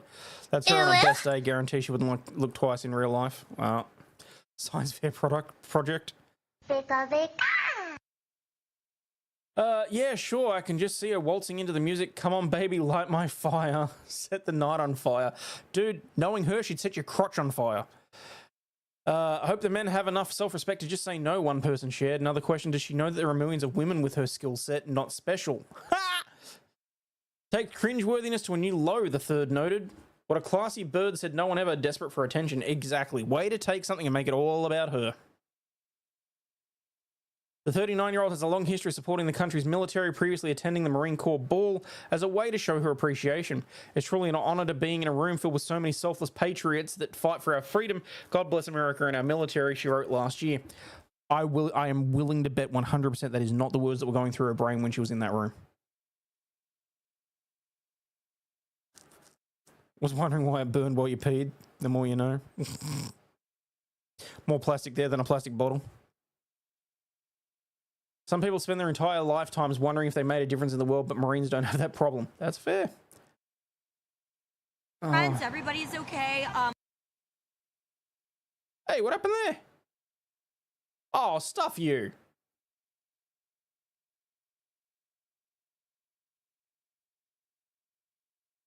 No, I don't want no. Friends, everybody's okay. A lot of people were having to evacuate. And it's God bless our first responders. That's all I have to say. Yeah, I want to be one of their sugar mamas. I want to take them on a date. What do you mean take them on a I date? don't Again, know, run fast, run I far. wanted the things you've seen me do on my OnlyFans. Like, it'd be my way of paying it forward to our first responders. Are you serious about that? Yeah. Yeah. So you would have...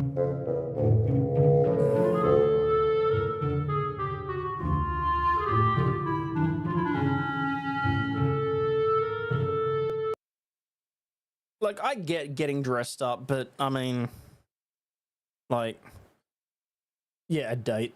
She was nominated for Favorite MILF Star in the upcoming AVN Awards set to take place in Las Vegas on January 25. No freaking way is she going to win that. Not a chance in hell. Efforts of the first responders in LA have been warmly applauded by many, both locally and internationally. See, she looks a lot better in that one, is all I'm saying.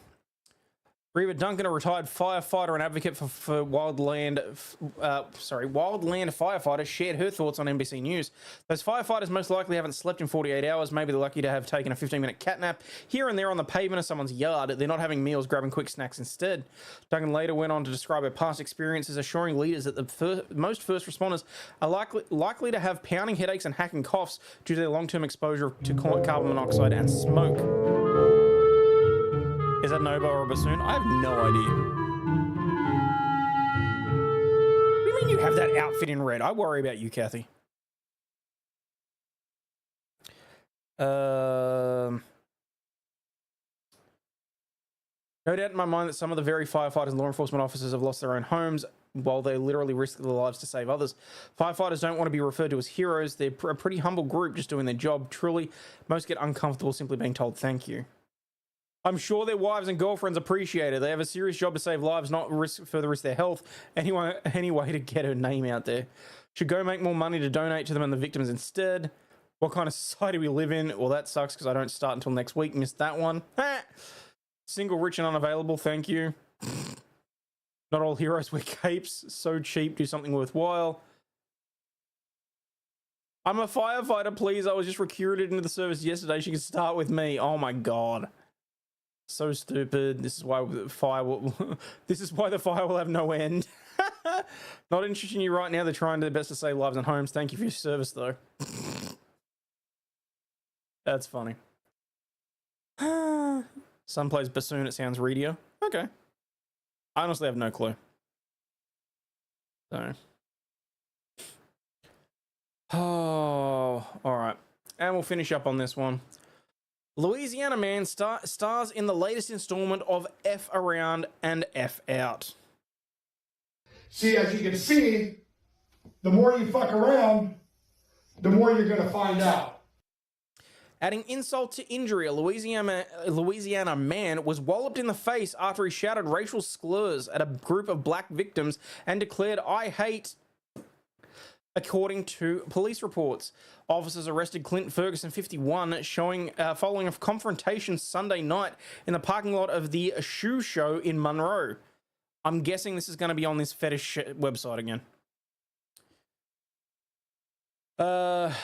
According to the victims, who are black, they were sitting in their car when Ferguson pulled up next to them, exited his ride, and began shouting racial slurs at the driver, a probable cause statement alleges.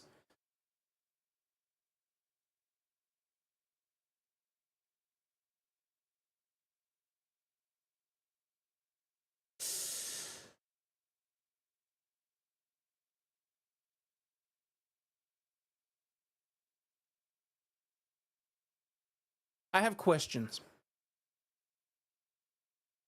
Because no one in their right mind is just going to drive up to a car full of individuals and yell racial slurs at them and then get their ass beat. I feel like there's more context to this. Like, don't get me wrong. Looks like it was very much deserved. Allegedly. But I still think there's probably context here that's being left out. After declaring that he hated... Ferguson returned to his car and tried to drive away. His path, however, was blocked by the driver, who had called 911 and told Ferguson, "You're going to wait for the police." Ferguson, cops allege, drove around the victim and ran over the victim's foot. The victim then punched him through the open driver window as he drove away. What the What? What? So he was driving fast enough that he was... he was driving slow enough that he was able to drive over someone's foot, and then they beat his ass through the window, and he wound up looking like that. What? To be controversial here, are they victims as he can say what he wants to? Not that I agree with saying that, but they assaulted him and he is a victim, though. I mean, it's a good point. I mean, hate speech doesn't exist. I mean, he can say what he wants. Doesn't mean there's necessarily not consequences like that, but still. The victim then punched Ferguson through the open window as he drove away. Seen above with the fresh shiner, Ferguson later returned to the parking lot but refused police orders to exit the car. 3 officers eventually pulled him from the vehicle and handcuffed him. He was charged with aggravated battery, a felony, and misdemeanor hate crimes and resisting an officer. After Ferguson was treated at a local hospital for his eye and nose where the victim hit him, he was booked into the county jail where he remains locked up in lieu of a $50,000 bond. Jacob's proud Madre said 2 hearts, 2 hearts, 2 hearts. Oh, hello. Thank you so much. Who's a good doggo? Who gets another treat? Come on. Who's getting another treat? Come on. Come on. Come on, take the treat. Cheeky. How'd it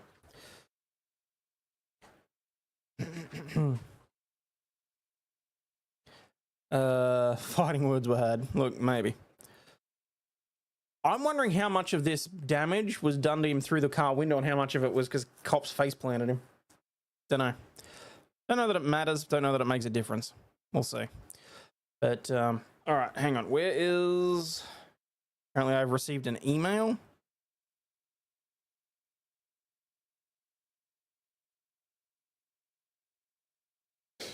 He's the luckiest dog I've seen. Those are the words from a Westbury Animal Hospital staff member where they are treating canine officer Rocky. Yeah, veterinarians say that Rocky, he's up, he's walking around, he's eating well tonight. That's just 24 hours after he sniffed out Deputy Vargas's accused... D what? You get that there's separate things. Ads get turned off if we get 10 memberships. Doggo Cam comes on if we get to $50 in Super Chats. Murderer and got shot multiple times while trying to get him. KPRC2's Bryce Newberry is live at the Westbury Animal Hospital tonight with a full report on Rocky's recovery. Sounds like things are going great, Bryce. They sure are, Keith, Daniela. That DPS chopper landed down the road at this intersection, and then those on board, including Rocky's handler, rushed him down the road here and up into this animal hospital. Tonight, we are happy to report that this setback for this canine officer is not going to stop him from eventually getting back on the streets and hunting down bad guys. The dramatic end to an hours-long manhunt unfolded on live television. Law enforcement officers carrying a canine through the chaos, surrounding the four-legged officer on the ground before this DPS helicopter landed in a strip mall parking lot. The officers ran Rocky on board for his lift to life-saving care. Rocky saved the lives of these deputies. Inside Westbury Animal Hospital. Wow, that is a mustache. I didn't realize that Dr. Eggman had changed his tune and he was now, like, acting as a sheriff. That's Timu Jeff. I knew we could find one. I knew that one existed.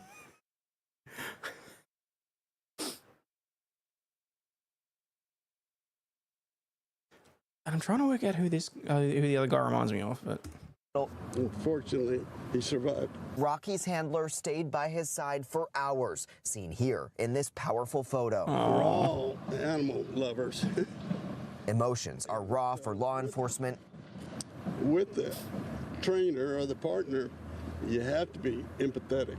After Rocky alerted them to wanted suspect Robert Davis III hiding in a trash can, and he opened fire on the canine. He's the luckiest dog I've seen. One bullet grazed his muzzle. I mean, definitely, and I don't know if you call that luck or the hand of God, but that bullet, I mean, could have ended his life instantly. Vets say another barely missed his spine as it entered and exited near his neck. He's an amazing dog. Rocky, now resting on pain meds and fluids, already eating, drinking, and walking again, credited with saving the lives of at least 4 of his fellow officers. He's a hero, right? The dog is the hero. He's a good doggo. And Rocky is getting a lot of love online tonight. He is still inside of this animal hospital recovering. The vet says it could be 2 or 3 more days before he gets to go home. Of course, we'll keep you posted on Rocky's recovery. We're live in Southwest Houston. I'm Bryce Newberry, KPRC 2 News. Yeah, what a pup, Bryce. Thank you. And we wanted to show you some of the suggestions on how to reward Rocky for his heroics. You shared these on one of Bryce's social media posts. First comment, who is a fantastic doggo? You guys need to give him all the treats. Also, hero of the day and every day, wishing Rocky all the belly rubs and healing. Also, not all heroes wear capes, some wear fur. And then maybe the best suggestion of all, lots of steaks for that boy. He certainly deserved it. Rocky's like, yes, please. All right. Oh, there was an update. I'm Sharon Min-Chow. Today, the Brazoria County Sheriff's Office is mourning the loss of one of their own. Deputy Jesus Jesse Vargas shot and killed while serving a warrant yesterday. That triggered a massive 6-hour manhunt, ending with the suspect shot and killed. We first broke this story to you yesterday during our new newscast. This happened at a strip center off of Stella Link Road just inside the South Loop. Vargas was working with the U.S. Marshals Gulf Coast Violent Offender Task Force. Authorities say Robert Lee Davis, also known as Sean Christopher Davis, shot the deputy in the head. Yesterday evening, about 5, a witness reportedly saw the suspect in that same strip center and notified authorities. That's when Rocky, a canine officer with the U.S. Marshal's Office, alerted authorities to a dumpster where Davis was hiding inside. Davis allegedly shot Rocky twice, and 4 U.S. Marshal's deputies returned fire, killing Davis. This guy had no intentions whatsoever to be taken alive. I just want to reach through and just go. By shooting upon our deputies right off. And then once again, as the canine went in there, he decided he'd take the dog out and anybody else that came. One of the U.S. Marshal's deputies was shot in the arm. He is expected to be okay. Our KHOU 11 Investigates team dug into Davis's background and found a lengthy and violent criminal history. Charges include a burglary case in 1990. Then, in 1991, evading police. In 1994, aggravated robbery for pointing a gun at a store clerk. And last year, aggravated assault. The victim, a teenage girl. We've learned that the warrant being served yesterday was for an assault charge out of Brazoria County. And right now, a lot of concern Lovely. has been expressed for the canine officer, Rocky, a Belgian Malinois who was just a year and a half old. Authorities say Davis shot Rocky twice, and after the shootout, deputies carried the dog to a DPS helicopter, which flew him to an animal hospital. That's where our Devon Raming is live at the Westbury Animal Hospital in Southwest Houston. Devon, a lot of folks on social media expressing interest and concern about Rocky. Yeah, Sherman, this was at the top of the leaderboard on our website, khou.com. So many people concerned about what's happening with Rocky right now. And I can tell you, we spoke with the U.S. Marshal's office about an hour and a half ago. They tell us that Rocky is stable. They also say that he is still resting here at the Westbury Animal Hospital and Lodge. They also tell us he's expected to survive his injuries, which is absolute good news. Now, we've been seeing officers coming and going all morning here at Westbury Animal Hospital, stopping in to check on Rocky.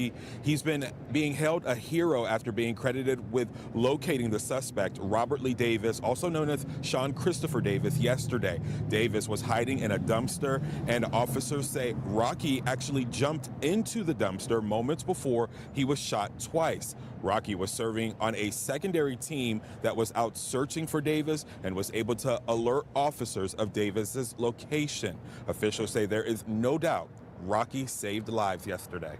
Damn. Was instrumental to have a component of having airlift to take dog to service to the closest clinic. The poor Be thing. it bombs, be it drugs, you name Saving it, lives. saving lives. Those dogs are amazing. They're part of us. They're an absolute benefit to the community.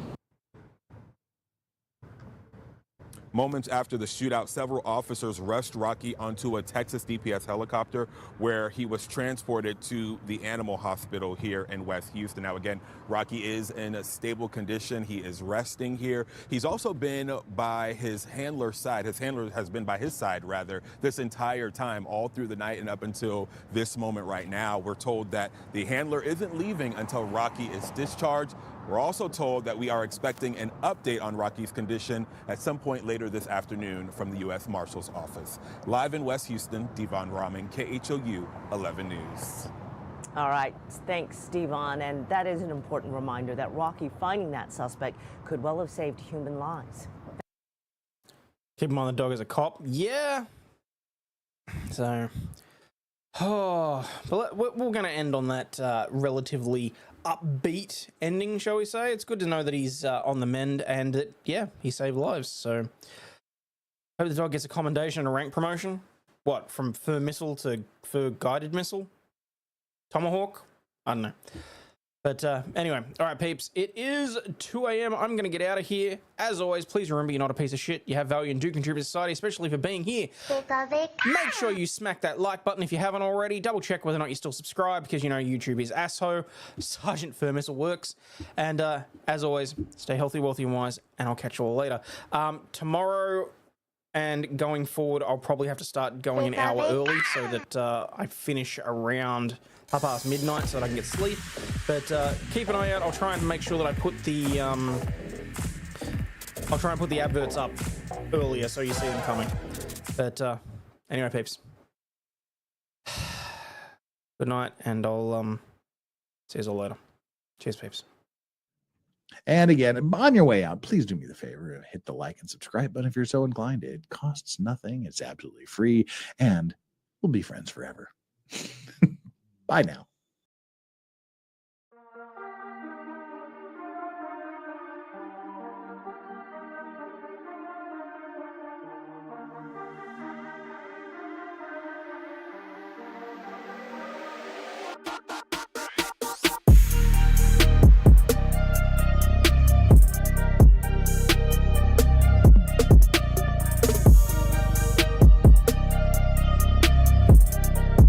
This shit, I'm out. Fuck this shit, I'm out. No thanks. Don't mind me. I'ma just grab my stuff and leave. Excuse me, please. Fuck this shit, I'm out. Nope. Fuck this shit, I'm out. Alright then. I don't know what the fuck just happened, but I don't really care. I'ma get the fuck up out of here. Fuck this shit, I'm out.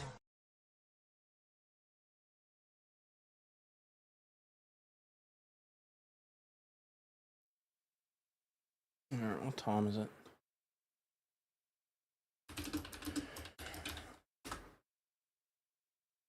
Alright, it is 8 AM, so there's what, 3 hours, so I don't know, those of you that are going probably should start getting ready or whatever, I don't know. I don't know that I'll probably send Flux a message or some shit like that, but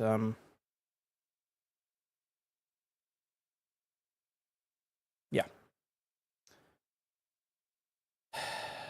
For those of you that are going, like, I'm going to be the last thing on anybody's mind, but